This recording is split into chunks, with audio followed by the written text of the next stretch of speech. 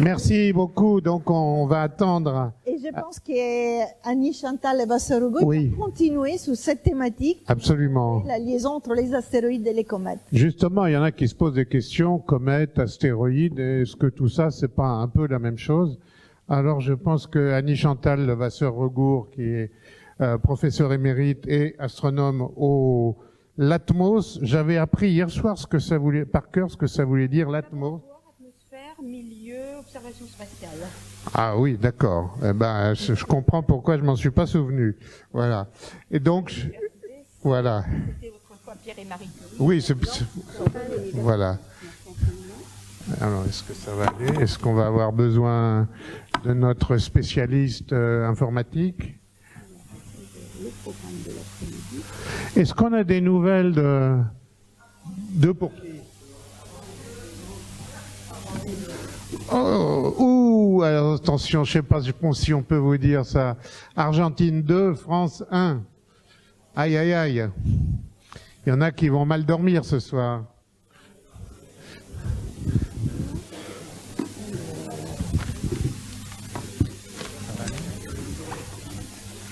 On me demande si ça va aller. Est-ce que la question est pour le foot ou pour ma présentation? Ah, ce foot, c'est de la connexion. Non. Cher ami, nous allons peut-être avoir besoin de vous.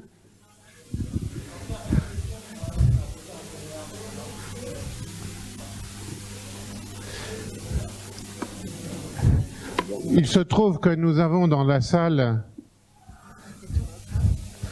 un grand spécialiste.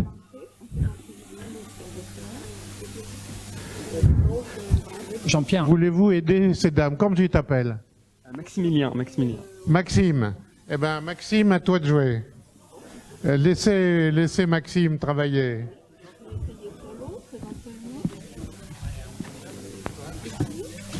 Oui. Antonella, oui, j'ai deux questions en fait pour vous en attendant. La première, c'est combien de temps pour Hayabusa 2 la poussière va-t-elle mettre à retomber? Est-ce qu'on a une idée? On n'a aucune idée parce que ça dépend de la consistance du matériel, de l'effet. Vous savez, quand il y a eu la collision de la mission Deep Impact sous la comète, on pensait de voir un cratère beaucoup plus grand et c'était beaucoup plus petit. Donc ça donne vraiment, avec les études dynamiques de la poussière, du temps d'observation du matériel qui remet à retomber, on va caractériser la porosité, la densité du matériau, etc. Ça sera une information physique en plus. J'ai une autre question, on la garde après. D'accord. Merci. Ça va, formidable. C'est bien parti. 25 minutes. À vous. Ça a déjà été Il faut mieux parler dans le micro. Ah, c'est... D'accord, il est là. Non, c'est pas celui-là. Là, oui, c'est bon? Ouais, super. Bon, donc on passe à cette comparaison entre comètes et astéroïdes. On ne sait pas tout encore des subtilités à ce propos, mais on en a appris un petit peu. Excusez-moi, j'ai un message important. 2 à 2. Ça y est, je suis complètement déconcentrée. Mais j'étais pas très concentrée non plus avant. Hein. Donc, je vais évidemment vous parler de la mission Rosetta qui nous a permis, parce que c'est la première fois qu'il y avait un rendez-vous de longue durée avec un noyau cométaire, d'en apprendre un peu plus sur les comètes. Ensuite, m'interroger sur les rapports, les ressemblances ou différences entre astéroïdes et comètes.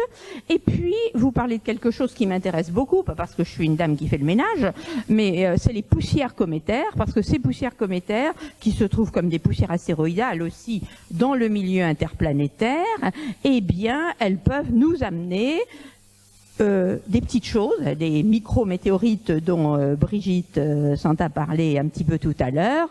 Et à ce moment-là, on peut se poser des questions sur les origines de la vie et autres jolis sujets. Bon, vous avez entendu déjà parler de la mission Rosetta. Vous revoyez ici le rendez-vous, le survol de Steins, plus tard le survol de Lutetia, et le début du rendez-vous qui avait donc lieu en août 2014. Et très vite après, relativement après l'atterrissage de Philae, le passage au périhélie, c'est-à-dire au plus près du Soleil, aussi bien pour la comète que pour la sonde Rosetta, et plus récemment, à la fin du mois de septembre 2016, finalement, la fin de la mission. Bon, alors, qu'est-ce que nous a apporté cette mission? Déjà des confirmations sur les noyaux cométaires en particulier. On avait bien l'impression qu'il y avait beaucoup de noyaux cométaires, c'est aussi vrai pour des astéroïdes. Pensez à l'image qu'on a vue tout à l'heure de Itokawa, qui étaient des objets relativement bilobés, formés de 2 morceaux. On savait que la densité des noyaux cométaires était nettement plus faible que celle des astéroïdes, même des astéroïdes de type C. Et effectivement, aux dernières nouvelles, eh bien la densité, elle doit être de 0,538, ou si vous voulez, une masse volumique de 538 kg par mètre cube. Et je devrais aller un petit peu en arrière pour rappeler d'ailleurs que lorsqu'on avait survolé aussi bien avec Giotto qu'avec les Vega la comète de Halley en 1986, eh bien, on avait un noyau qui était déjà de forme un peu irrégulière, peut-être bien bilobé. Je vais aller très vite sur ces transparents et vous voyez les détails chaque fois sur les missions concernées, la vitesse relative et la distance au noyau. Dans le cadre des missions pour la comète de Halley, la vitesse relative était très élevée, parce qu'il y a des comètes, comme la comète des Halley, qui sont sur des orbites rétrogrades, c'est-à-dire qui ne tournent pas dans le même sens de la Terre. Alors évidemment, quand on se rend compte, ça fait un petit peu mal. Donc vous voyez, il y avait toute une collection de noyaux cométaires, tous ces noyaux étant d'ailleurs fort sombres. Et enfin est arrivé, je reprends en la complétant la diapositive précédente, le noyau de la comète de Halley, dont on l'a dit, il a une forme particulière, il est extrêmement sombre, il a une densité faible et surtout, il a une surface extrêmement irrégulière. Toutes ces belles images du noyau de Churyumov-Gerasimenko que j'appelle CG parce que c'est plus simple et on n'a pas à se battre entre les différentes orthographes, sans parler d'alphabet cyrillique. Donc une surface extrêmement irrégulière. Et pourquoi ? Par rapport aux astéroïdes, parce que ce sont des objets actifs, c'est-à-dire quand ils se rapprochent du Soleil, quand ils s'échauffent, il se passe plein de bonnes choses intéressantes suite à la sublimation de glace avec un S, parce qu'il n'y a pas seulement de la glace d'eau, et donc cette sublimation de glace nous donne de très jolies images qui Ah, bon, là, ça doit être bon pour les Français. Oui, donc, waouh, il y a des sursauts d'activité, n'est-ce pas, des jets de matière. Là, il y en a plus que 3, des images. Bon, et il y a des sursauts spectaculaires, surtout quand les Français marquent un but, n'est-ce pas?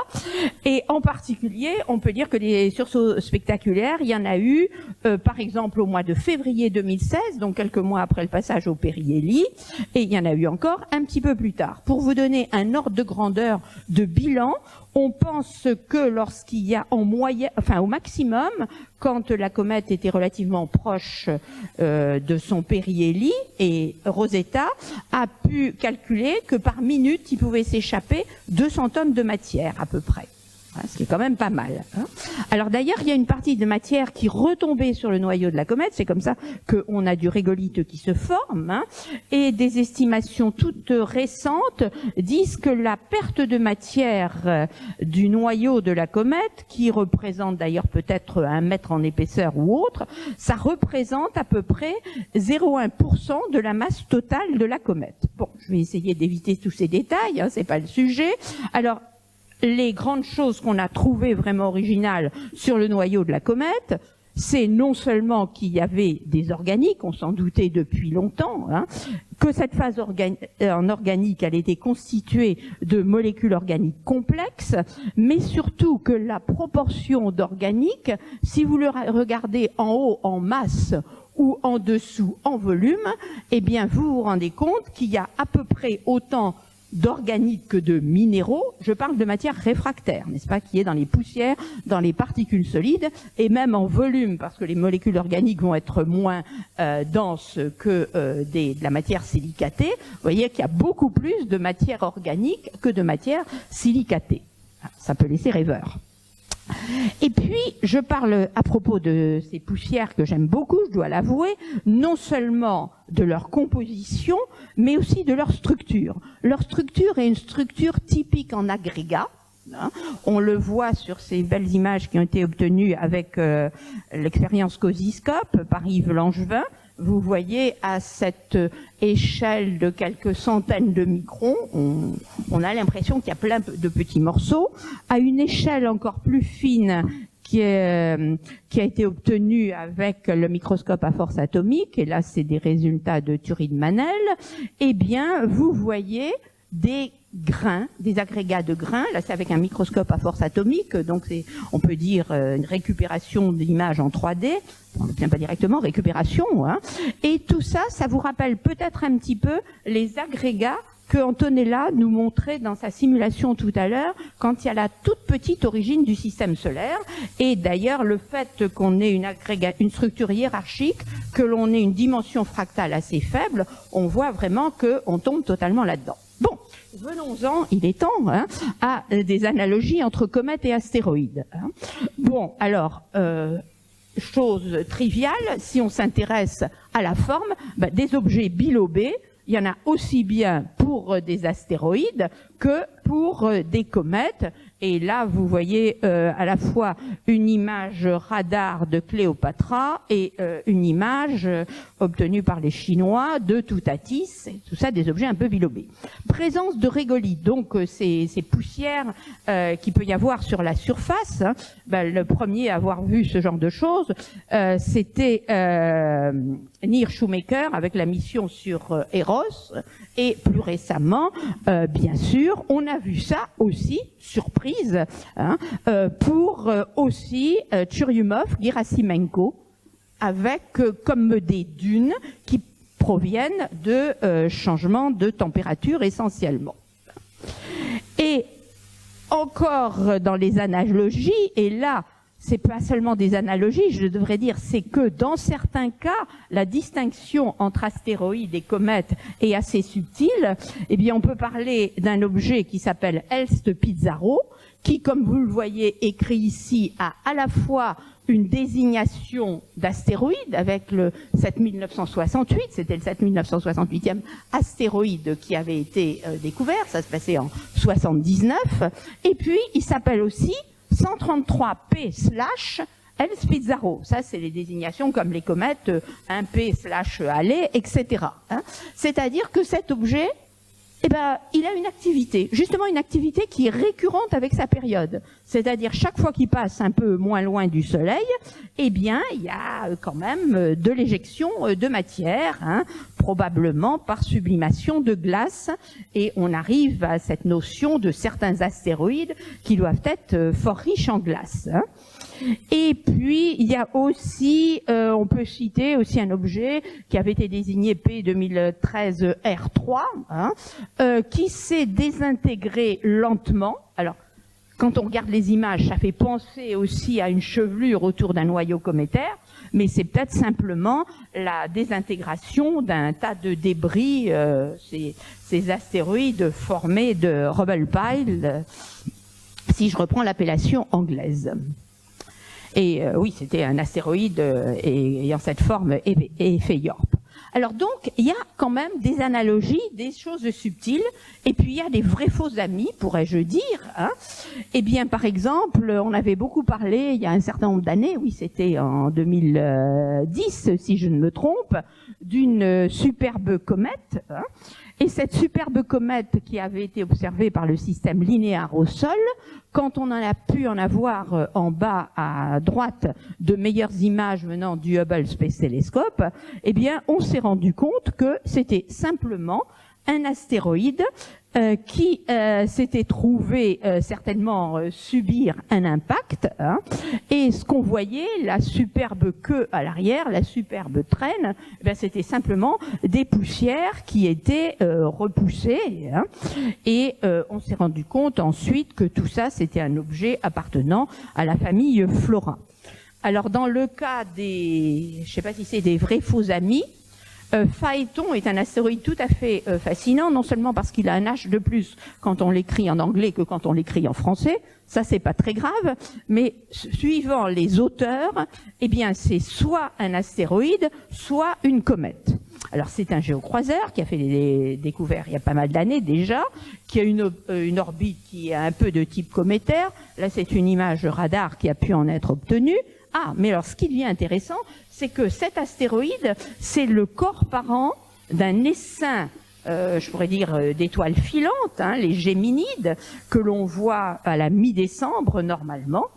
Et ce que c'est peut-être, hein, je dis bien peut-être parce que je crois que personne n'a la science infuse en la matière, c'est peut-être simplement un noyau cométaire, c'est un objet très sombre d'ailleurs, hein, qui appartient à ce qu'on appelle les noyaux cométaires dormants ou défunts.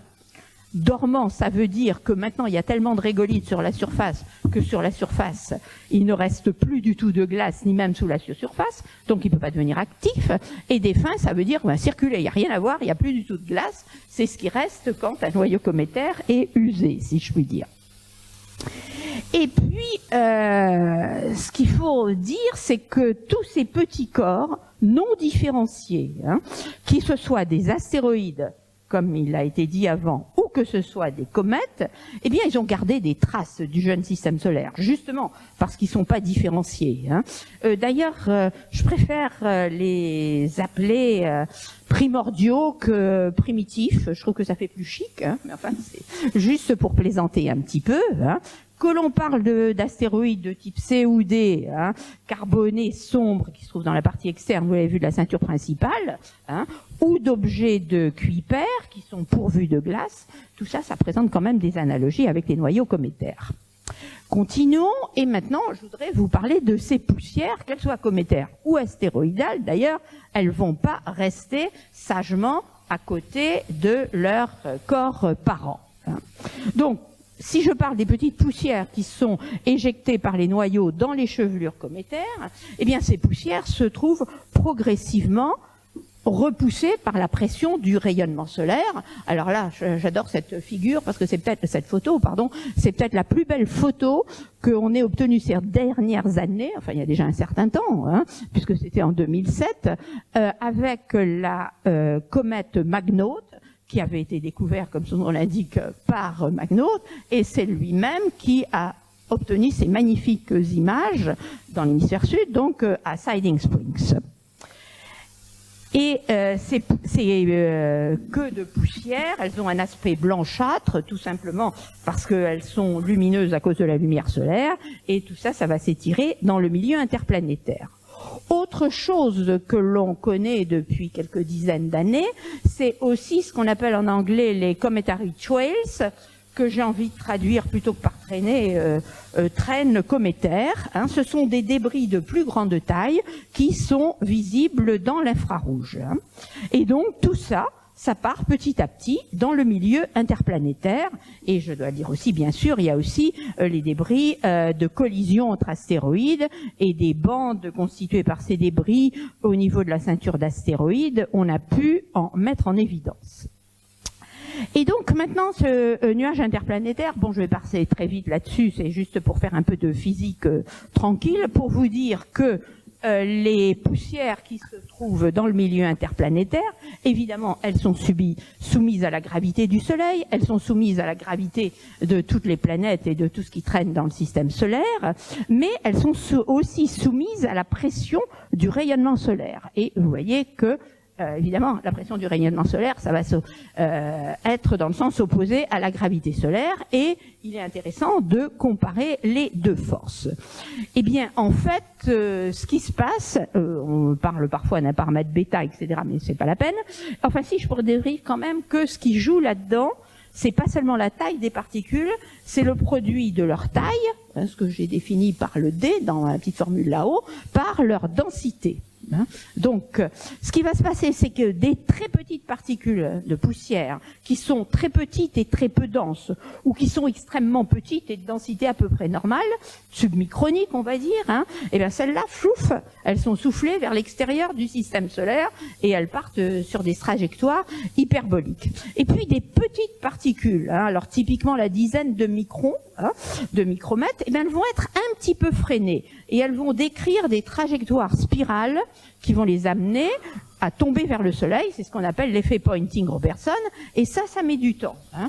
Je reviens à notre chère mission Rosetta, elle a mis 10 ans pour aller, la sonde spatiale Rosetta a mis 10 ans pour aller de la Terre jusqu'à la comète, vous l'avez vu, en s'éloignant de plus en plus de la Terre, mais là on n'est plus dans les 10 ans, on est dans les 40 000 ans ou dans les 100 000 ans, une petite poussière qui serait par exemple au niveau de la Terre pour qu'elle tombe vers le soleil. Hein.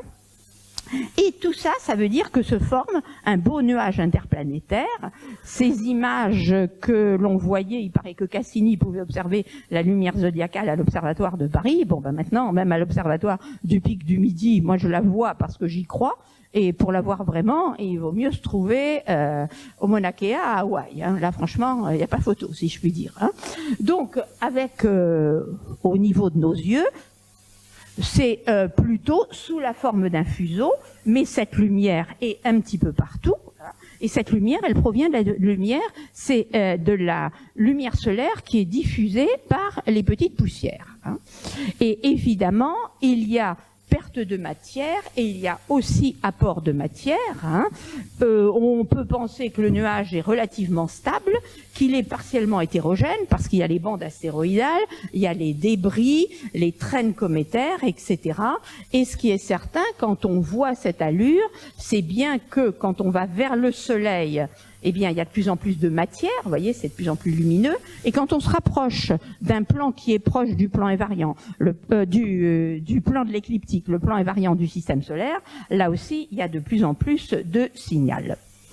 Alors, toujours pour parler un petit peu de ce nuage interplanétaire, hein, ce qui est assez intéressant, c'est que entre la fin des années 2000 et puis le milieu des années 2010, par 3 méthodes indépendantes, des analyses d'observation de la lumière zodiacale que typiquement on faisait avec Jérémy Lassus, des modélisations dynamiques savantes faites par l'équipe de Nesvorny aux États-Unis, et puis aussi des observations de l'émission thermique de la lumière zodiacale. Tout à l'heure, je vous avais parlé d'émission thermique. Là, vous voyez là-haut une sorte de carte de notre galaxie dans l'infrarouge obtenue par Kobe. La droite horizontale représente le plan de la galaxie et vous voyez une espèce de sinusoïde qui se dessine. Eh bien, c'est tout simplement le voisinage du plan de l'écliptique quand on projette ça en version sur un plan. Et donc, tout ceci pour vous dire que ces 3 types d'observations indépendantes d'équipes qui se connaissaient pas d'ailleurs avant d'avoir fait les travaux, ça a prouvé, à notre grande surprise d'ailleurs, je dois dire, que la majeure partie des poussières interplanétaires qui arrivent au voisinage de l'orbite terrestre, hein, c'est pas vrai partout ailleurs, hein, eh bien, semblent bien être d'origine cométaire.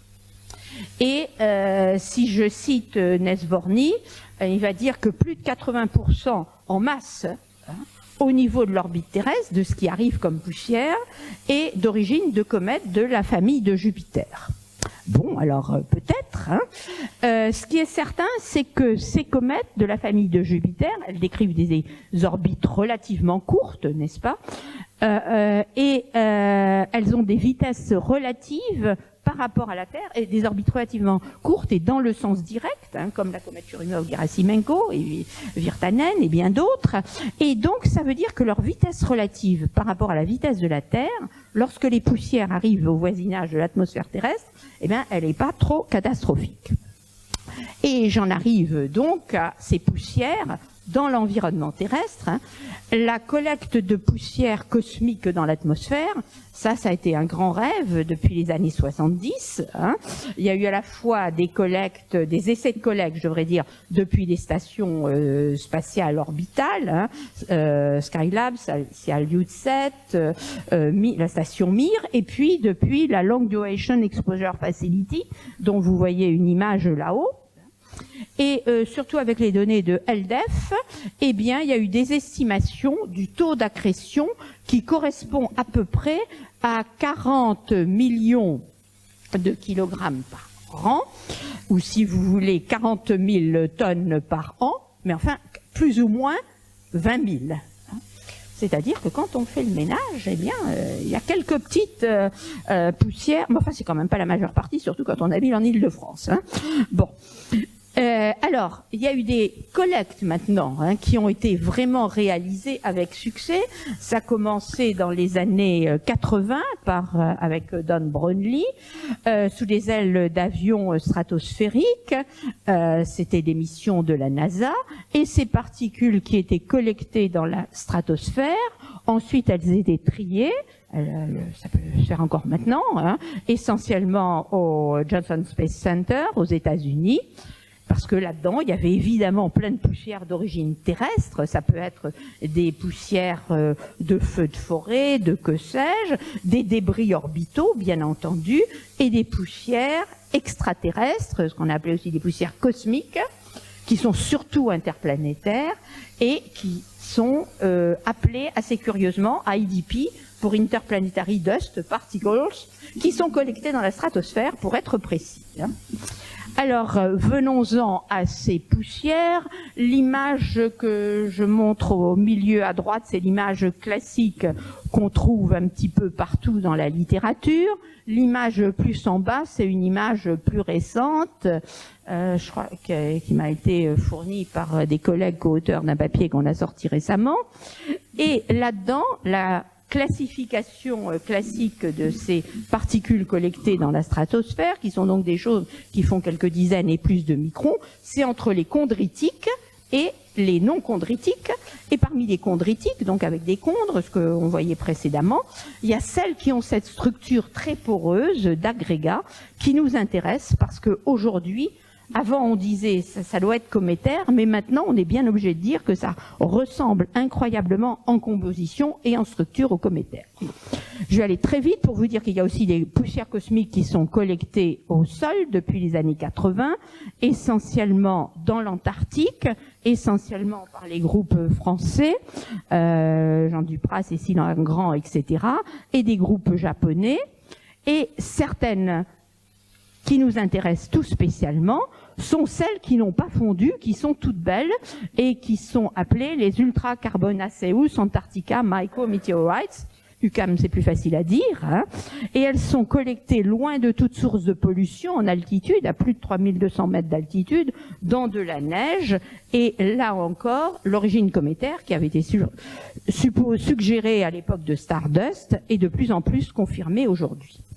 Et donc, pour en terminer, j'ai envie de vous dire que Rosetta, bah oui, on l'avait appelé Pierre de Rosette, bien avant que même la mission ne soit décidée, comme vous le montre cette vieille image dans laquelle on voit à la fois en haut la nébuleuse de Rosette, au milieu le noyau de la comète de Halley, et en bas des météorites, une coupe d'une météorite carbonée. Eh bien, ça nous suggère l'apport de molécules carbonées complexes sur la jeune Terre. Alors, c'est ce que Antonella disait tout à l'heure. Par les impacts directs, c'est tout à fait possible. Mais ce qui est certain, c'est que quand des comètes sont précipitées dans le système solaire interne, bien sûr, elles peuvent se cracher, comme dans la belle vue d'artiste, sur la Terre, mais elles peuvent aussi très simplement disperser énormément de poussière dans le milieu interplanétaire. Et Nesvorny, que je citais tout à l'heure, estime que le nuage interplanétaire, en matière de densité en particules, était à peu près 10 000 fois plus dense à cette époque qu'il ne l'était aujourd'hui. De toute façon, il n'y avait personne pour en prendre des images, bien entendu. Bon. Et ce qui est intéressant, c'est que ces petites poussières très riches en matière carbonée, quand elles arrivent sur ces orbites qui ont été, ces orbites spirales qui sont freinées, elles descendent dans l'atmosphère de la Terre, que ce soit l'atmosphère de la Terre primitive ou aujourd'hui, très lentement, à cause de leur structure très floconneuse, de leur très faible densité, et ça veut dire que la matière carbonée a plus de chances d'ajouter. Donc, pour terminer, analogie entre astéroïdes carbonés et noyaux cométaires, je crois qu'on va continuer à en parler encore pendant un certain temps, grâce à Hayabusa 2, à Osiris-Rex, et peut-être à une future mission cométaire dans des délais très lointains, une mission américaine appelée César, qui pourrait peut-être retourner vers la comète Churyumov-Gerasimenko. Et alors, de façon plus exotique, eh bien, pour être collé avec la réalité, puisque je vous montre des résultats qui sont sortis dans Nature le 27 juin de cette année, hein, eh bien, on avait parlé il y a quelques mois d'Oumuamua, hein, un astéroïde qui avait traversé le système solaire. Alors tout ça, c'est des vues d'artistes, hein, admirables. Hein. Mais depuis que cet astéroïde a traversé le système solaire, des collègues ont fait des grands travaux pour estimer très proprement son orbite dans le système solaire, ont vu qu'il était soumis bien sûr à de la gravité, mais aussi à des forces non gravitationnelles, hein, qui pourraient venir d'éjections de matière, etc., etc. Et je vous remercie de votre attention. Merci. Merci beaucoup. Donc, on va passer à la session de questions. Oui. Je me suis juste permis de rajouter dans mes remerciements, avec des points de suspension, parce que j'oublie tous ces grands nombres de collègues que j'apprécie beaucoup, mais j'ai aussi mis les noms de 2 collègues et amis qui sont décédés au cours de ces tout derniers mois. Avancez les chaises. Oui, merci beaucoup. Maintenant, on va passer à la session des questions-réponses. Moi, j'avais déjà une question pour rester sur les comètes. Je vais poser peut-être une question bête. Est-ce qu'il y a des comètes qui peuvent devenir astéroïdes? C'est un petit peu ce que je vous disais tout à l'heure en parlant de Phaéton. Phaéton, c'est peut-être une comète dormante ou défunte, une comète éteinte. Quand elle a perdu toute sa glace? Quand elle a perdu toutes ses glaces, parce qu'il y a de glaces de plein de choses, et que ces glaces ne sont plus, qu'elle n'est plus active, allons-nous dire simplement, à ce moment-là, on peut pas voir la différence. Il faudrait aller sur place, et si on voyait une surface très tourmentée qui témoigne